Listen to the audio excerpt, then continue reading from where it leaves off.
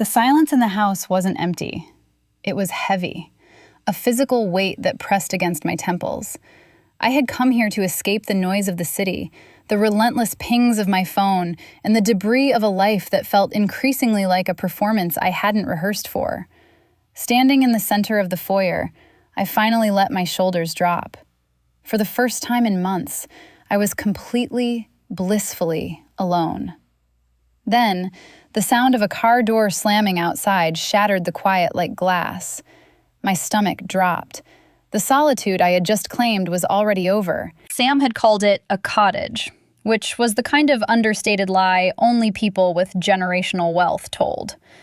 The place was a sprawling structure of cedar and stone, perched on the edge of a lake that looked like a sheet of hammered steel in the late afternoon sun. Inside, the air smelled of lemon oil, expensive wool, and that specific dusty stillness that settles in rooms waiting for people to return. It was a sanctuary, a place designed for deep breaths and slow mornings. But right now, it felt vast and intimidatingly quiet. Sam was supposed to be here. That was the plan. A weekend of wine, bad movies, and the kind of mindless decompression we had perfected in college.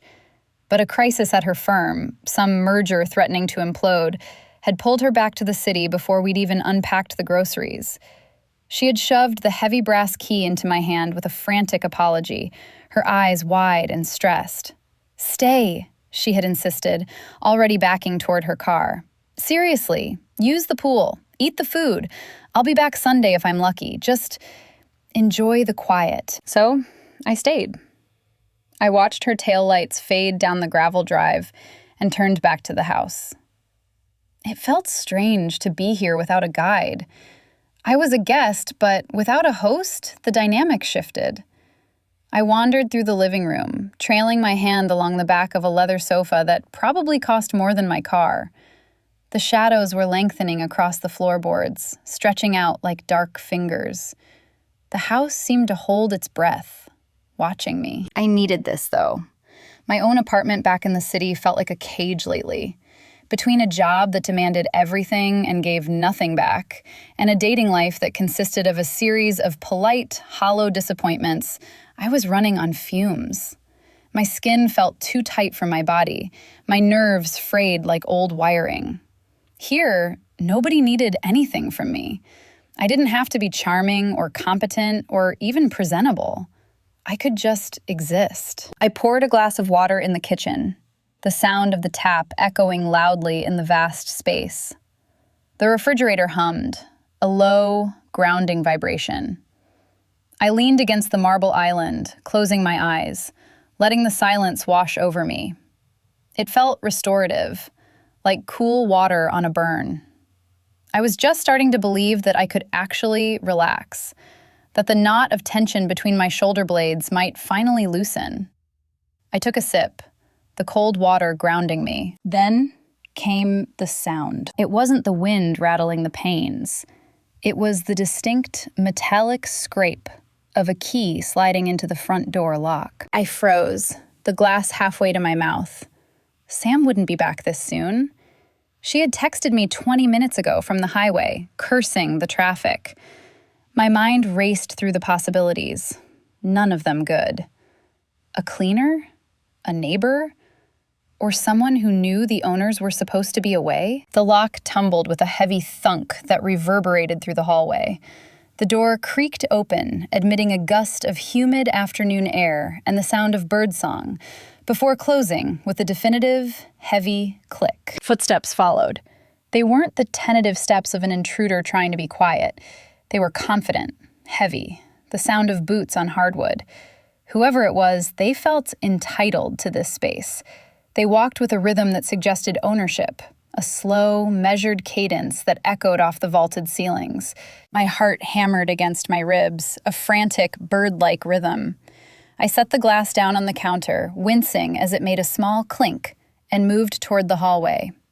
I wasn't going to hide in the pantry like a frightened child. If this was a mistake, I wanted to clear it up before things got complicated. If it wasn't a mistake, well, I grabbed a heavy cast iron skillet from the drying rack just in case. The metal was cold and solid in my grip. I crept to the edge of the kitchen, peering into the foyer. The afternoon light sliced through the high windows, illuminating dust motes dancing in the air. A figure stood by the door, dropping a leather weekender bag onto the floor with a weary sigh. I tightened my grip on the skillet, my breath caught in my throat, waiting for them to turn around. The figure turned slowly, not with the frantic energy of a caught intruder, but with the deliberate, annoyed grace of someone interrupted. It wasn't a burglar. It was a woman wearing a charcoal gray suit that looked like it had been tailored by someone who understood geometry as a weapon. She froze when she saw me, her eyes dropping to the cast-iron skillet raised in my hand, then tracking back up to my face. She didn't scream. She didn't flinch. Instead, a single dark eyebrow arched, sharp and precise. "I assume you're planning to sauté me," she said, her voice low and textured, like gravel under tires. "Or is that just for emphasis?" My grip on the handle loosened, the adrenaline draining out of me instantly and leaving a cold wash of embarrassment in its wake. I knew that face. I had seen it in framed photos on the mantelpiece and in the background of Sam's chaotic FaceTime calls. This was Vanessa, Sam's older sister, the one who ran a private equity firm in the city and whose approval Sam was constantly, desperately chasing. In the photos, she looked severe, distant. In person, she was devastating. She had the kind of face that didn't ask for attention. It commanded it. High cheekbones that could cut glass, eyes the color of dark coffee, and a mouth that looked like it was used to issuing orders that were immediately obeyed. Even here, in a hallway on a Friday evening, she radiated an air of unflinching competence that made me feel incredibly young and messy. "Vanessa," I managed, lowering the weapon slowly to my side. Sam said the house was empty." "Sam says a lot of things," she replied, stepping further into the light. She moved with a fluid, predatory grace, tossing a set of keys onto the console table. The noise seemed deafening in the quiet hall. She walked toward me, not invading my space, but definitely claiming the air around us. "And you must be the best friend, the graphic designer, Mia, right?" "Mia," I corrected automatically, though my voice sounded thin. I felt small in my oversized t-shirt and leggings compared to her armor of wool and silk. "Mia," she repeated. The way she said my name felt like she was tasting it, testing its weight on her tongue. She stopped a few feet away, her gaze sweeping over me. It wasn't dismissive, it was an assessment. I felt like a variable in a complex equation she was solving in real time. "Well, Mia, it seems we have a scheduling conflict." The fear I'd felt moments ago was mutating into something else, something thicker, warmer. Standing this close, I could smell her. Not flowers or vanilla, but something sharper. Cedar, maybe, and rain. It was intoxicating. My heart hadn't slowed down. The rhythm had just changed. It wasn't panic anymore.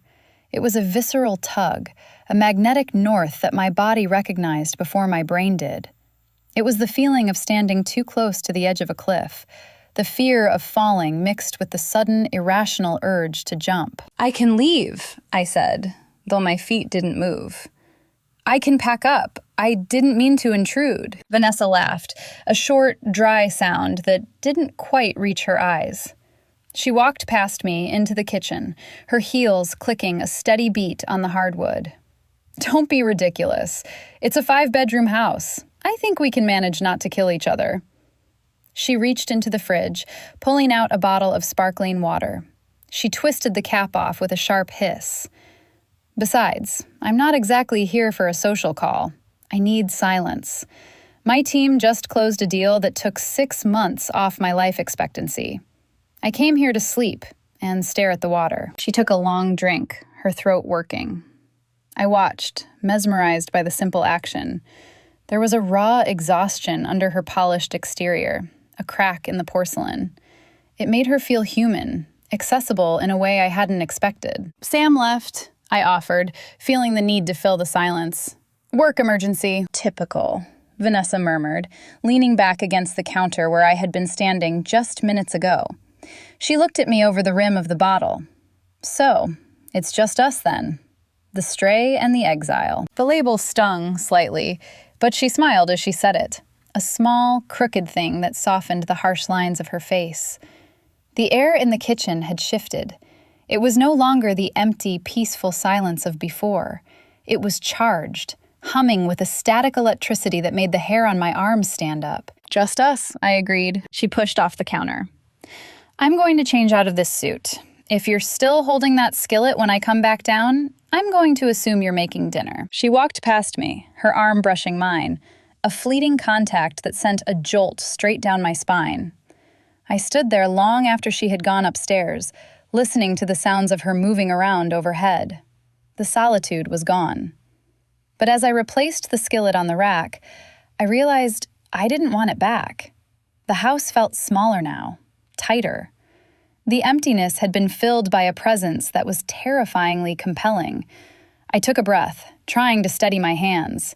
It was going to be a long weekend. When Vanessa returned downstairs, the armor of the charcoal suit was gone, replaced by a cream-colored cashmere sweater with the sleeves pushed up to her elbows and loose linen trousers. She looked softer, touchable. But the air of command hadn't vanished. It had simply shifted frequencies. She moved around the kitchen island with a terrifying kind of efficiency, pulling ingredients from bags I hadn't even seen her bring in. There was no hesitation in her movements, no searching for utensils. She opened drawers and found knives as if she had memorized the blueprint of the house years ago. I hope you eat meat, she said without turning around, the sharp thwack of a knife against a cutting board punctuating the sentence. Because I'm making stagliatelle with a ragu that takes patience, and I'm not making 2 meals. I eat anything, I said, hovering by the doorway, feeling useless. Can I help? Chop something? She paused, the knife hovering over a pile of herbs. She turned, her dark eyes sweeping over me again, lingering for a fraction of a second on my hands before meeting my gaze. You can open the wine. It's on the table. And pour yourself a glass. You look like you're vibrating. I did as I was told. The cork popped with a rich, hollow sound, and I poured 2 glasses of a dark, heavy red that smelled of oak and cherries. I watched her from the safety of the other side of the island. Watching Vanessa cook was like watching a masterclass in kinetics. Her hands were fascinating. Long fingers, manicured but strong, handling the knife with a casual precision that was mesmerizing. She didn't rush, but she didn't waste a single movement. It was competent, focused, and unexpectedly sultry.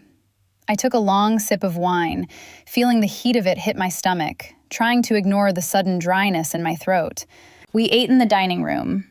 The table was a massive slab of walnut, meant for 12 people, but Vanessa had set 2 places at the head, adjacent to each other rather than opposite.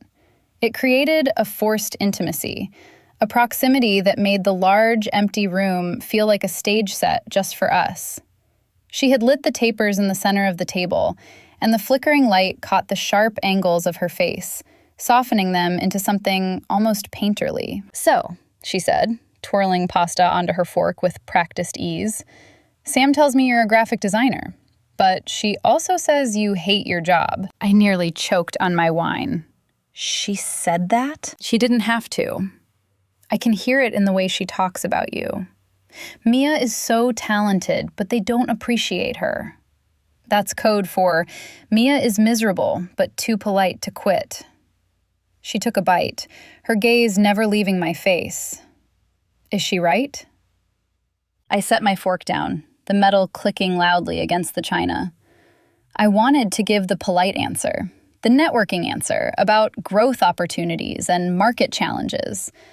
But looking at her, sitting there with that unflinching, expectant look, the lie died in my throat. I don't hate the work, I said, my voice steadier than I felt.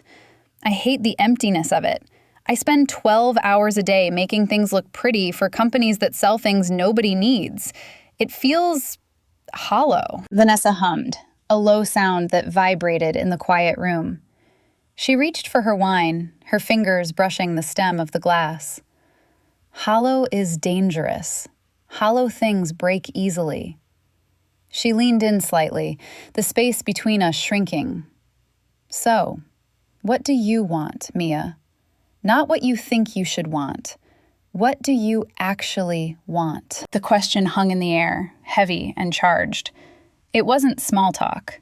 She was probing, pushing past the social pleasantries to the raw nerve underneath. I looked at her, really looked at her. Her eyes were dark and coiled, intelligent and intense. She wasn't dismissing me as her little sister's friend. She was listening. She was waiting for the truth. I want to make something that lasts, I admitted, the words feeling risky. I want to stop waiting for my life to start. Vanessa studied me, her expression unreadable. Then, slowly, the corner of her mouth quirked up. Good, she said softly. Then stop waiting. Permission isn't coming, Mia. You have to take it. The way she said my name, with that deliberate, low cadence, sent a shiver straight through me. It wasn't just advice. It felt like a challenge. The atmosphere in the room shifted, the air thickening with a sudden, undeniable tension. I realized then that I wasn't just intimidated by her. I was drawn to her. The fear was real, but the pull was stronger. I picked up my glass, my hand trembling slightly, and drank, unable to look away from the fire in her eyes. The weather turned with the kind of sudden violence that only happens in late summer. 1 minute, the lake was a flat gray mirror, and the next, the sky broke open. Rain didn't just fall. It hammered against the wall of windows facing the water, a relentless, percussive rhythm that sealed us inside. The world beyond the glass dissolved into a blur of charcoal and slate, erasing the shoreline, the dock, and the road back to civilization. We were effectively trapped, suspended in a capsule of warm light and cedar, while the elements raged outside. We migrated to the living room, a natural drift dictated by the need for softer surfaces. The space was cavernous, dominated by a massive stone fireplace and a sectional sofa deep enough to drown in. Vanessa settled into the corner, tucking her legs beneath her, a movement that was deceptively casual. She had discarded the blazer earlier, and now, relaxed against the leather, she looked less like a corporate shark and more like a predator at rest. Still dangerous, but currently fed. I sat on the opposite end of the couch, maintaining a careful, demilitarized zone between us. The air conditioning hummed, fighting a losing battle against the humidity rising off the lake. Vanessa picked up the paperback I had left on the coffee table earlier that afternoon. It was a safe choice, a critically acclaimed novel about mild suburban ennui. She flipped it over, scanning the back cover with a skeptical arch of her brow that made me feel instantly defensive. Safe, she pronounced, tossing the book back onto the table. It landed with a soft thud. I would have pegged you for something with more teeth. This is literature for people who want to feel understood, but not challenged. It's escapism, I countered, the wine making me bolder than usual. Not everything has to be a dissection of the human condition. Sometimes you just want a story where the edges are sanded down. Sanded down edges are boring, she said, shifting her weight so she was facing me more fully. Her gaze was heavy, tactile. Life has sharp edges, Mia. Pretending they aren't there just means you get cut when you eventually run into them. And you always run into them. Is that your philosophy? I asked, turning to face her, mirroring her posture. Always expect the cut? My philosophy is to be the knife, she replied smoothly.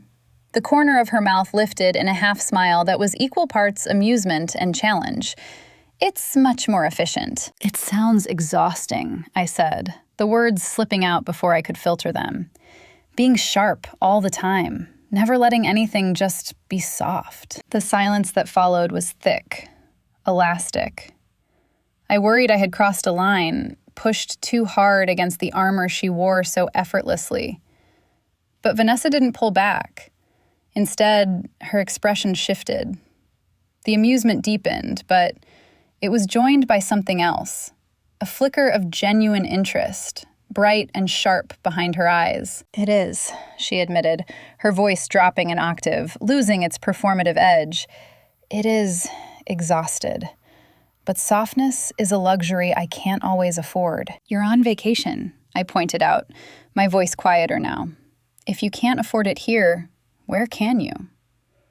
She looked at me then, really looked at me. It wasn't the assessment of the kitchen or the curiosity of dinner. It was a focused, intense speculation. Her eyes tracked over my face, lingering on my mouth for a heartbeat too long to be accidental. The air between us seemed to thin, the oxygen replaced by a heavy, static charge. The distance on the couch, which had felt safe moments ago, now felt charged, a magnetic field waiting to collapse. "You're surprisingly pushy for someone who claims to want a quiet life," she murmured. It wasn't an insult. It was a discovery. "Maybe you just bring it out in me," I said, my heart thudding a frantic rhythm against my ribs. "Maybe," she conceded. She leaned forward, reaching for her wine glass on the table, and for a second, her face was inches from mine. I could smell the rain on her skin, the faint, woody scent of her perfume. My breath hitched. This wasn't just admiration for her success or intimidation by her presence anymore. It was a raw, physical want that bloomed hot and sudden in my chest. I wanted to close that gap. I wanted to know if she tasted as sharp as she spoke. "I think," she started, her eyes locked on mine, "that you might be more dangerous than you look, Mia." Before I could answer, before I could decide whether to lean in or run, the sky outside lit up with a blinding, white-hot flash of lightning. The thundercrack that followed was instantaneous, a deafening boom that shook the floorboards beneath us. The lamps flickered once, a desperate strobe, and then the house plunged into absolute, heavy darkness. Sleep didn't come. It hovered at the edges of the room, taunting me. But every time I closed my eyes, the image of Vanessa's face in the flickering lightning burned behind my lids. The storm had passed, leaving behind a silence that felt heavy and expectant, the kind of quiet that amplifies every creak of the floorboards and every beat of your own heart. The power had returned sometime around 2 a.m., announced by the sudden, jarring beep of the air conditioning unit restarting, but the restoration of modern comforts hadn't brought peace. My mind was a looped reel of our conversation on the couch, dissecting every glance, every pause, every sharp word she'd thrown like a dart. By 3, the sheets felt like a tangle of constraints. I kicked them off and padded out into the hallway. The house was cool now, the humidity broken by the storm, and the darkness felt less oppressive, more like a velvet curtain. I needed water. I needed to reset my nervous system. I needed to stop thinking about the way her eyes had tracked the movement of my mouth. I navigated the stairs by memory, the wood smooth and cold under my bare feet. The kitchen wasn't dark. A single under-cabinet light had been left on, casting a warm, amber pool across the marble countertop. And there, standing in the center of that glow, was Vanessa. She wasn't wearing the armor of her tailored clothes anymore.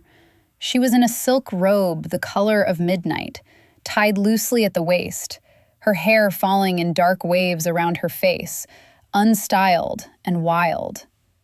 She was leaning against the island, staring into a glass of water as if it held the secrets to the universe. The hum of the refrigerator was the only sound in the room, a low, steady drone that underscored the intimacy of the moment. I hesitated in the doorway, feeling like an intruder in a private chapel. But she sensed me. She didn't jump. Her shoulders just stiffened slightly before she turned. Her face was scrubbed clean of makeup, and in the soft light, the sharp angles were softened. She looked younger, but also infinitely more tired. The formidable CEO was gone, replaced by a woman who looked like she was carrying the weight of the sky on her back. "Insomnia is contagious, apparently," she said, her voice rough with sleep or exhaustion. It lacked its usual biting edge. "I think the storm shook something loose," I replied, walking slowly into the room. The space between the doorway and the island felt like a minefield I was willingly crossing. I couldn't settle. Me neither. She took a sip of water, her hand trembling just slightly. It was a tiny detail, a fissure in the marble, but it caught my breath. My brain doesn't have an off switch. It just cycles through every potential disaster, every missed opportunity. It's loud. I thought you were the knife, I said softly, referencing her earlier claim. Knives don't worry about disasters. Knives get dull, she murmured, looking down at her hands. And sometimes they break. It was an admission of vulnerability so stark, it felt like she had handed me a weapon. I moved closer, drawn into her orbit by a gravity I couldn't resist. I stopped next to her at the island, close enough to feel the heat radiating from her skin, close enough to smell the soap she'd used, something clean and herbal. You don't have to be sharp here, I said, the words coming out as a whisper.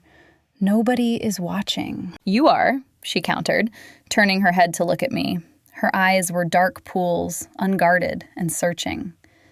You see everything, don't you, Mia? I'm trying not to, I lied. Don't, she said. The command was soft, barely a breath. I reached for the glass pitcher of water on the counter between us. At the same moment, she moved to slide her glass forward. Our hands collided. It wasn't a crash. It was a graze, the side of my hand brushing against her fingers. But the sensation was electric. It was a sudden, sharp jolt that seared through my skin and went straight to my core.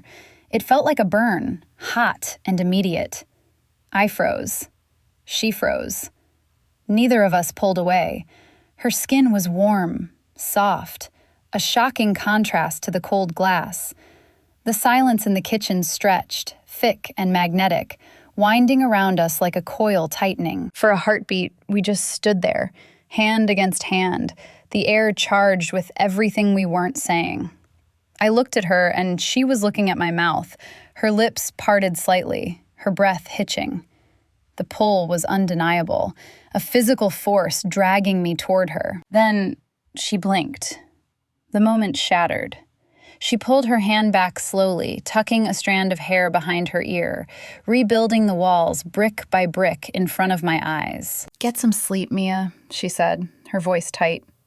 She turned and walked out of the kitchen without looking back, leaving me standing in the amber light, my hand still burning where she had touched it. The morning broke with a deceptive innocence. The storm had scrubbed the sky clean, leaving behind a vaulted ceiling of piercing, saturated blue.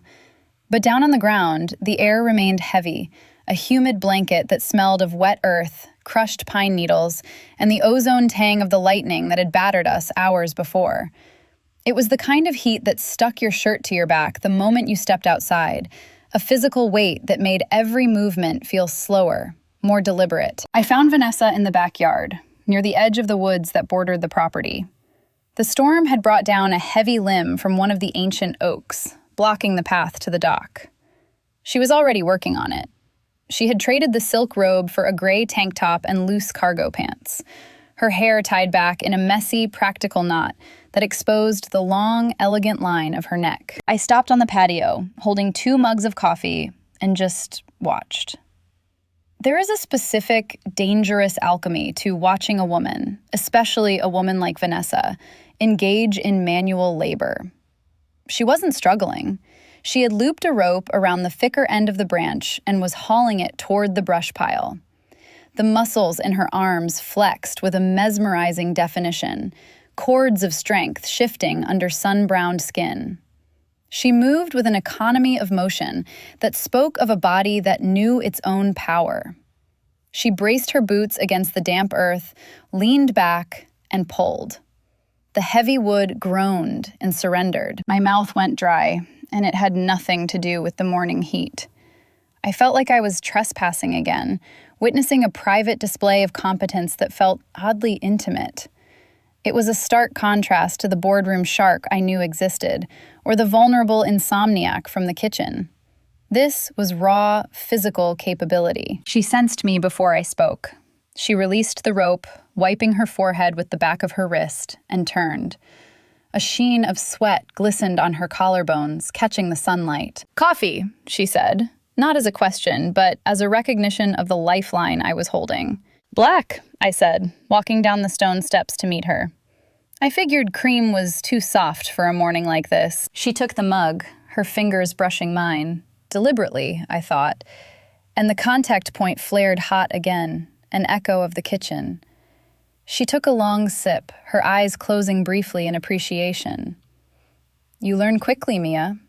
That's a dangerous quality." "I'm just observant," I deflected, looking at the cleared path. "You didn't have to do that. The landscapers could have handled it." "I like the work," she said, looking at the pile of debris. "Business is abstract. You move money, you move people, but you never actually touch the result. This?" She gestured to the wood. "This is real. Tension and release, cause and effect." She started walking toward the pool, and I fell into step beside her. The water was still, littered with a few leaves, reflecting the intense blue of the sky. We stopped at the deep end, the silence between us filled by the cicadas starting their buzzsaw rhythm in the trees. "So," she said, turning her focus on me with that laser-like intensity that made me want to squirm and lean in simultaneously. "Why are you single? And don't give me the 'I'm focusing on my career' speech. We both know your career isn't enough to keep you warm." The question was candid, stripped of social lubrication. It hit me in the chest. "I don't know," I admitted, looking at the water. "I guess I haven't found anyone who fits. It always feels like I'm playing a role, like I have to shrink to make room for them." "Shrinking is a bad habit," Vanessa murmured. She stepped closer. The space between us evaporated. The heat of her body radiated outward, mixing with the humid air, enveloping me. "You have a lot of space inside you, Mia. Someone should want to fill it, not limit it." I looked up. She was close. Too close. The scent of her sweat, mixed with the coffee and the damp earth, was intoxicating. It was a primal, grounding smell. Her gaze dropped to my mouth, heavy and unhurried. The air around us seemed to coil tight, the tension snapping into focus. "Do you think I shrink?" I whispered, the words barely audible. "I think you're waiting for permission to expand," she said, her voice dropping to a rough whisper. She raised a hand, her thumb hovering inches from my jawline. The anticipation was a physical ache, a tight knot in my stomach. I stopped breathing. The world narrowed down to the gold flecks in her dark eyes and the promise of her touch. Then, a shrill digital trill shattered the moment. Vanessa's phone, sitting on the patio table 10 feet away, began to ring. The sound was violent in the heavy quiet. We both flinched. The spell broke, the air rushing back into the space between us. Vanessa squeezed her eyes shut for a second, a look of genuine pain crossing her face, before she stepped back. "That will be London," she said, her voice flat, the professional mask slamming back into place. "I have to take it." She walked away without looking back, leaving me standing by the pool, heart hammering, surrounded by the scent of the storm and the devastating realization that I didn't want her to stop. The evening retreated into a heavy, suffocating stillness that felt less like peace and more like a held breath. I had sought refuge in the guest room, a space that was aggressively neutral. Beige walls, crisp white linens, generic art that demanded nothing from the viewer. It was supposed to be a sanctuary, a place to reset my boundaries after the near miss by the pool. I was lying on top of the duvet, a book open on my chest, staring at the ceiling fan cutting slow, rhythmic slices through the air. But my mind refused to settle. It was still out there on the patio, trapped in the amber of that moment before the phone rang, replaying the heat of Vanessa's body and the terrifying promise in her eyes. I told myself I was safe here. I told myself that the best friend's sister rule was an ironclad law of physics, like gravity, something that couldn't be broken without catastrophic consequences. I was building a fortress of logic, brick by frantic brick, trying to wall off the desire that was humming under my skin like a high-voltage wire. Then the knock came. It wasn't a demand. It was two soft, deliberate raps against the wood, a question that already knew the answer. Before I could sit up, before I could compose my face or find my voice, the door handle turned. Vanessa stood framed in the light of the hallway. She had changed again, shedding the practical cargo pants for something that blurred the line between comfort and intent. Black silk lounge pants and a simple tank top that clung to her frame. The hallway light backlit her, casting her face in shadow, but I could feel the weight of her gaze instantly. It hit me with the physical force of a wave.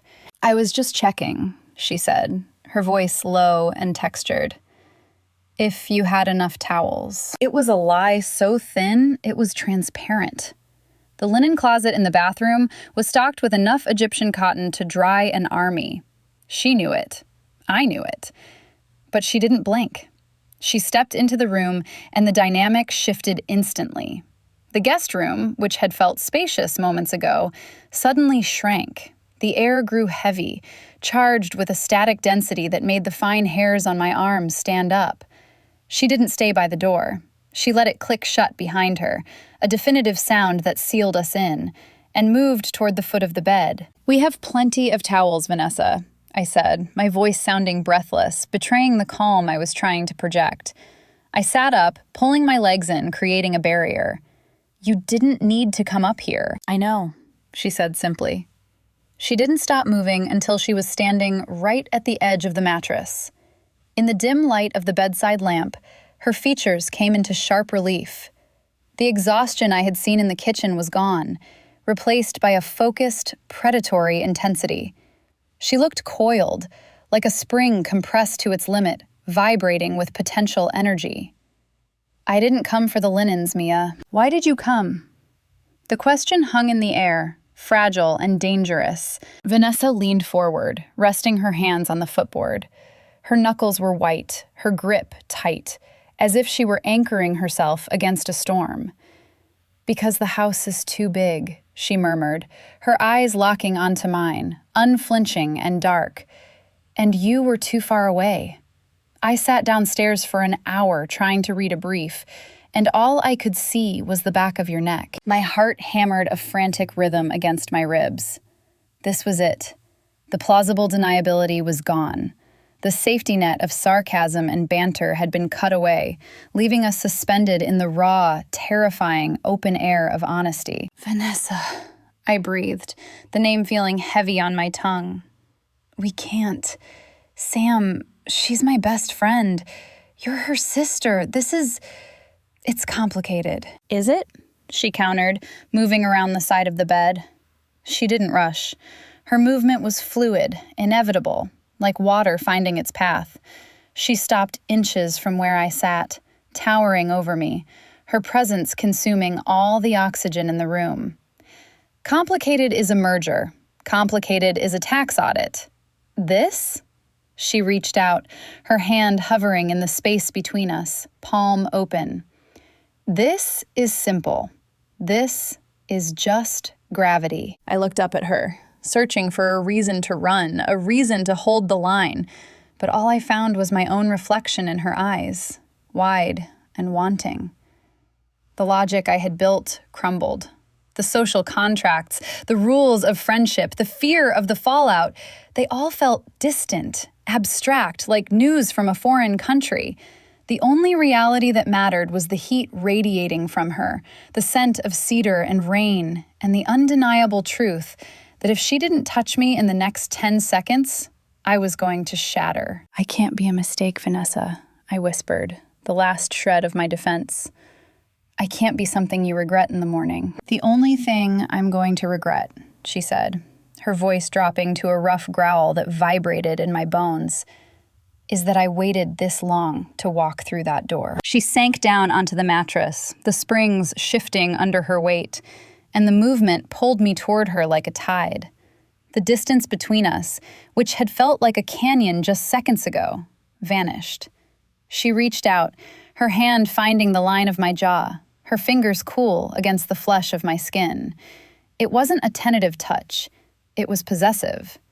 Her thumb brushed over my lower lip, tracing the shape of it with a deliberate, agonizing slowness that made my breath hitch in my throat. I stopped thinking. The logical part of my brain, the part that listed reasons and consequences and the names of people we were betraying, simply went dark. In its place, a raw, sensory landscape took over. I could smell her, that complex mix of expensive cedar soap, the faint, lingering ozone of the storm, and the warm, biological scent of her skin. It was the smell of safety and danger wrapped together, a scent that triggered a primal recognition deep in my chest. It felt like coming home to a house I didn't know I owned, only to find the door unlocked and a fire already burning in the hearth. "Vanessa," I breathed, but the name was swallowed by the sudden, crushing pressure of her mouth on mine. The kiss wasn't gentle. It wasn't the soft, exploratory brushing of lips usually reserved for first times. It was a collision. It was a merger of pent-up frustration and silent observation that had been building since she first walked through the front door. She kissed me with the same intensity she applied to everything else in her life, with focus, with competence, and with a terrifying amount of hunger. I gasped, my hands flying up to grip her shoulders, feeling the silk of her tank top and the hard muscle underneath. My guard didn't just drop, it disintegrated. I opened to her, matching her pressure, my fingers tangling in the dark waves of her hair, pulling her closer until there was no air left between us. It was a frantic, desperate claiming. We were trying to consume each other, to erase the months of polite distance in a single moment. The sensation was overwhelming. Being wanted by Vanessa wasn't passive. It was a physical weight. She moved over me, pressing me back against the pillows, her body a heavy, grounding presence that pinned me to the earth. For so long, I had felt untethered, floating through my life like a ghost. But here, under her hands, I was solid. I was real. Every place she touched, my neck, my waist, the curve of my hip, felt like it was waking up from a long, numb sleep. She pulled back for a fraction of a second, her forehead resting against mine, both of us gasping for air in the quiet room. Her eyes were black in the shadows, blown wide, stripping me bare. "Quiet," she whispered, her voice a wrecked growl. "You are so loud in my head, Mia." "Then make it stop," I challenged, my voice breaking. She did. The rest of the night blurred into a series of sharp peaks and soft valleys, a fever dream of skin and friction and the sound of our own breathing filling the void of the empty house. It was an unraveling. The cool, composed woman who ran boardrooms fell apart in my arms, and the revelation of her vulnerability was more intoxicating than her strength. I saw the cracks in the armor, the desperate need to be held, to be something other than the knife. And in holding her, I found my own edges. I wasn't the sidekick or the observer anymore. I was the center of the storm. Later, much later, the room settled into a heavy, satiated silence. The adrenaline had faded, leaving behind a bone-deep exhaustion and a strange, fragile peace. We lay tangled together in the sheets, limbs heavy and intertwined, the boundaries of where I ended and she began blurred by sweat and proximity. I lay awake, listening to the steady rhythm of her breathing against my shoulder. Her arm was thrown across my waist, a heavy, protective bar. The reality of what we had done began to settle in the corners of the room like dust. We had crossed a line that couldn't be uncrossed. The best friend's sister rule wasn't just broken. We had set fire to the rule book and watched it burn. But as I stared at the ceiling fan, watching the blades cut through the shadows, I didn't feel the guilt I expected. I didn't feel the panic of a mistake. I felt a terrifying, exhilarating clarity.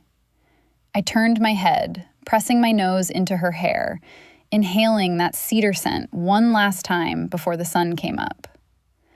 The guest room version of me, the polite, shrinking girl who waited for permission, had died somewhere in the last few hours. And I wasn't sure who was going to wake up in her place. The morning light was unforgiving. It poured through the floor-to-ceiling windows, exposing everything. The rumpled sheets, the bruises blooming faintly on my neck like violets, the hastily packed bags sitting by the door. We moved around the house in a synchronized silence, shutting windows and locking doors.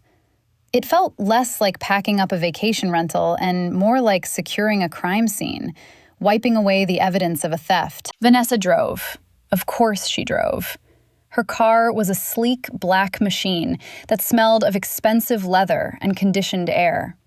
As we merged onto the highway, watching the lake retreat in the rearview mirror until it was just a sliver of silver, the bubble of the weekend finally popped. The city was an hour away. Real life, Sam, my dead-end job, the messy logistics of what we had just done, was rushing toward us at 80 miles an hour. I stared out the window, watching the trees blur into a green smear. My stomach was a tight knot of cold anxiety. In the harsh daylight, with Vanessa wearing dark sunglasses and gripping the wheel with professional detachment, the night before felt like a fever dream. Was this it? The classic vacation fling? Would she drop me off at my apartment with a polite, dismissive nod and pretend I didn't know exactly how she sounded when she came undone? "Stop it," Vanessa said. She didn't look away from the road, but her voice cut through the low hum of the engine and the soft jazz playing on the stereo. "Stop what?" "Catastrophizing. I can practically hear your brain writing the breakup speech. You're thinking so loud, it's drowning out the music." I turned to look at her. Her profile was sharp, almost severe behind the dark glasses. "Can you blame me? This is Sam's sister. This is a mess, Vanessa. A nuclear-grade mess. It's only a mess if you treat it like one." She reached across the center console. She didn't hesitate.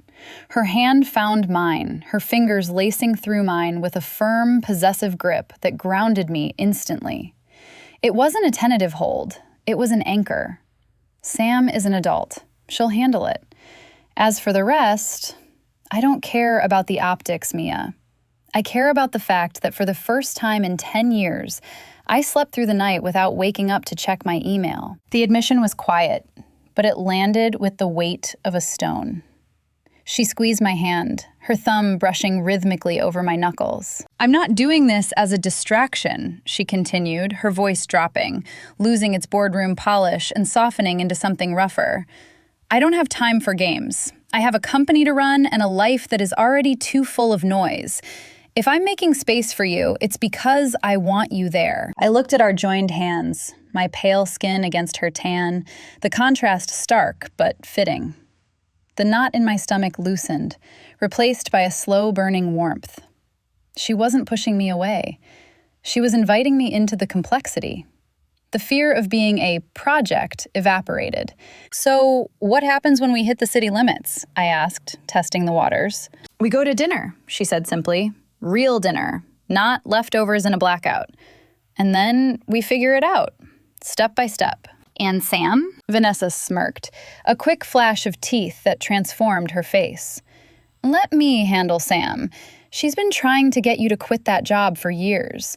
Maybe she'll appreciate that I'm giving you a reason to aim higher." I laughed, a startled sound that broke the last of the tension.